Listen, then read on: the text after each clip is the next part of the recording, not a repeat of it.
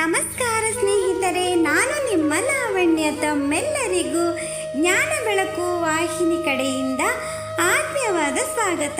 ನಾನು ಈ ದಿನ ತಮ್ಮೆಲ್ಲರೊಂದಿಗೆ ಅರಸನ ಉಡುಗೊರೆ ಎನ್ನುವ ಪುಟ್ಟ ಕಥೆಯನ್ನು ಹಂಚಿಕೊಳ್ಳಲು ಬಂದಿದ್ದೇನೆ.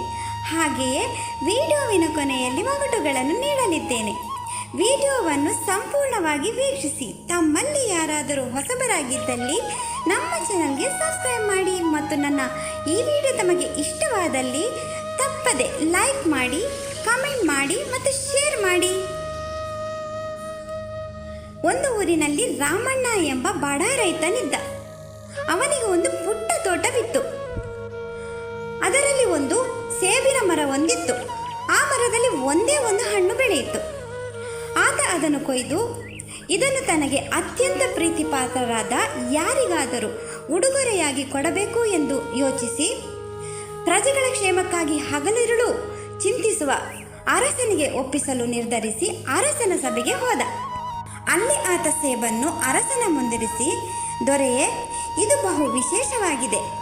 ದೇವತೆಗಳ ಕೃಪೆಯಿಂದ ಈ ಏಕೈಕ ಹಣ್ಣು ನನ್ನ ತೋಟದಲ್ಲಿ ಬೆಳೆದಿದೆ ಎಂದು ಭಾವಿಸಿದ್ದೇನೆ. ಅಮೂಲ್ಯವಾದ ಹಣ್ಣನ್ನು ನನಗೆ ಪ್ರೀತಿಪಾತ್ರರಾದವರಿಗಷ್ಟೇ ಕೊಡಬೇಕು ಎಂದು ನಿರ್ಧರಿಸಿ ತಮಗೆ ಇದನ್ನು ಉಡುಗೊರೆಯಾಗಿ ನೀಡಬೇಕು ಎಂದು ತಂದಿದ್ದೇನೆ. ಸ್ವೀಕರಿಸಿ ಎಂದು ನಿವೇದಿಸಿದ. ಅರಸನು ಸೇಬನ್ನು ಹಿಡಿದು ನೋಡಿದಾಗ ಅದರಲ್ಲಿ ವಿಶೇಷವಿದೆ ಎಂದು ಅವನಿಗೆ ಅನಿಸಲಿಲ್ಲ. ಆದರೆ ಮುಗ್ಧ ರೈತನ ಪ್ರೀತಿಯನ್ನು ಶಂಕಿಸಬಾರದು ಎಂಬ ಕಾರಣಕ್ಕೆ ಸಂತೋಷ ವ್ಯಕ್ತಪಡಿಸಿ, ನಿಜವಾಗಿಯೂ ಅತ್ಯಮೂಲ್ಯ ಕೊಡುಗೆಯನ್ನೇ ತಂದಿರುವೆ.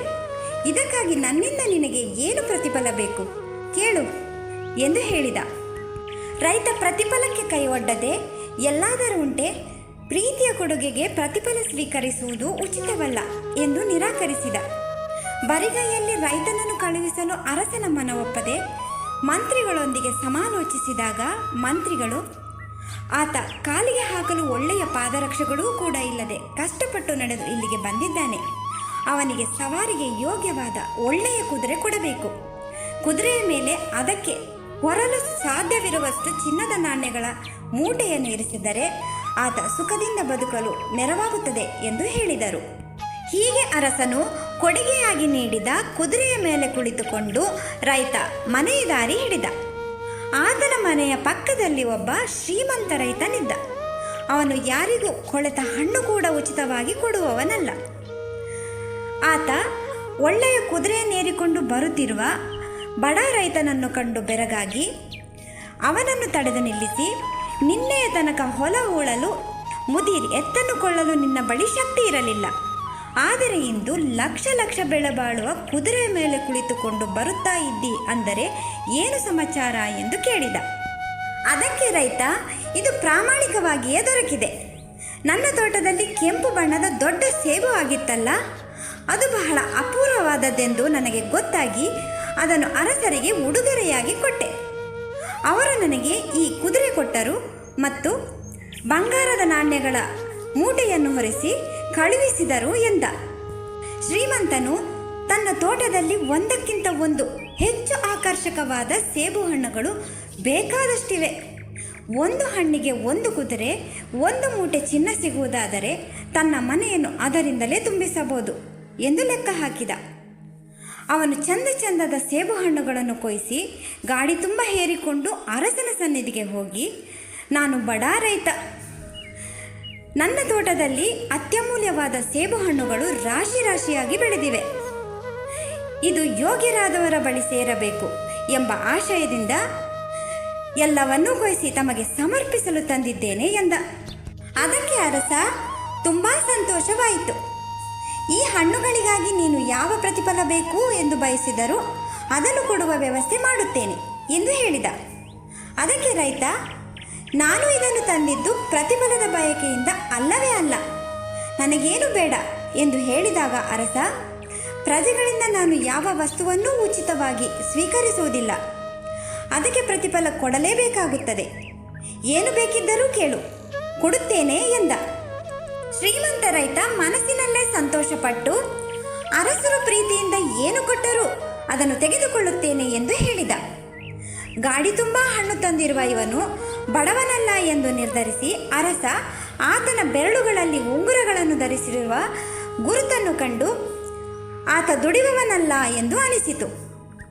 ಆತ ಬಡ ರೈತ ತಂದು ಕೊಟ್ಟಿದ್ದ ಸೇಬು ಹಣ್ಣನ್ನು ಒಳಗಿನಿಂದ ತರಿಸಿ ಶ್ರೀಮಂತ ರೈತನ ಕೈಯಲ್ಲಿಟ್ಟು, ಇದು ನನಗೆ ತುಂಬ ಪ್ರೀತಿಯ ಹಣ್ಣು, ಬಡ ರೈತನೊಬ್ಬನ ಶ್ರಮದ ಫಲ, ಇದರ ಬೆಲೆ ಕಟ್ಟಲಾಗದು, ಇದನ್ನು ತೆಗೆದುಕೊಂಡು ಹೋಗು ಎಂದು ಹೇಳಿದಾಗ ಶ್ರೀಮಂತ ರೈತ ಪೆಚ್ಚು ಮೋರೆ ಹಾಕಿಕೊಂಡು ಮನೆಗೆ ಹೋದ. ಮನೆಗೆ ಹೋದ ನಂತರ ಶ್ರೀಮಂತ ರೈತನು ಅರಸನ ಮುಂದೆ ನಡೆದ ಎಲ್ಲ ವಿಷಯಗಳನ್ನು ತನ್ನ ಧರ್ಮಪತ್ನಿಗೆ ಹೇಳುತ್ತಾನೆ. ಆಗ ಆಕೆ, ತಮ್ಮ ದುರಾಸೆಯ ಫಲವಾಗಿ ತಮಗೆ ಈ ರೀತಿಯಾಯಿತು. ಬಡ ರೈತನು ತನ್ನ ಶ್ರಮದಿಂದ ಪಡೆದ ಫಲವನ್ನು ಅರಸರಿಗೆ ನೀಡಿದರಿಂದ ಅರಸರು ಆತನಿಗೆ ಉಡುಗೊರೆ ನೀಡಿದರು ಎಂದು ತಿಳಿಸಿದಳು. ಆಗ ಆ ಶ್ರೀಮಂತ ರೈತನು ತನ್ನ ತಪ್ಪಿನ ಅರಿವಾಗಿ ಪಶ್ಚಾತ್ತಾಪ ಪಡುತ್ತಾನೆ. ಪ್ರಾಮಾಣಿಕತೆ ಮತ್ತು ಶ್ರಮದ ಮಹತ್ವವನ್ನು ಅರಿತುಕೊಳ್ಳುತ್ತಾನೆ. ದುರಾಸೆ ಮತ್ತು ಹೊಟ್ಟೆ ಕಿಚ್ಚಿನಿಂದ ದೂರವಿರಬೇಕು, ಪ್ರಾಮಾಣಿಕತೆಯಿಂದ ದುಡಿದು ಜೀವನ ಸಾಗಿಸಬೇಕು ಎಂಬ ನೀತಿಯನ್ನು ಆತ ಅರ್ಥ ಮಾಡಿಕೊಳ್ಳುತ್ತಾನೆ. ಈ ಕಥೆಯು ದುರಾಸೆ ಪಡಬಾರದು, ಪ್ರಾಮಾಣಿಕತೆಯಿಂದ ದುಡಿದು ಬದುಕಬೇಕು ಎಂಬ ನೀತಿಯನ್ನು ಸಾರುತ್ತದೆ.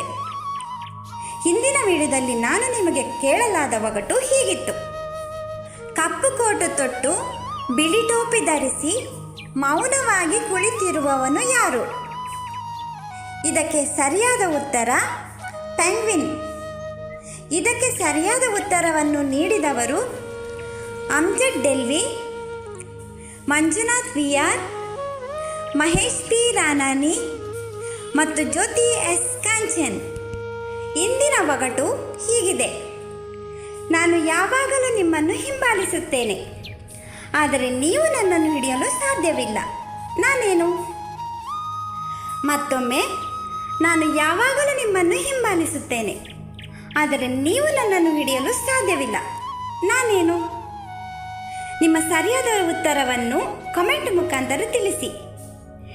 ಮತ್ತೊಮ್ಮೆ ಎಲ್ಲರಿಗೂ ಗೌರಿ ಗಣೇಶ ಹಬ್ಬದ ಹಾರ್ದಿಕ ಶುಭಾಶಯಗಳು.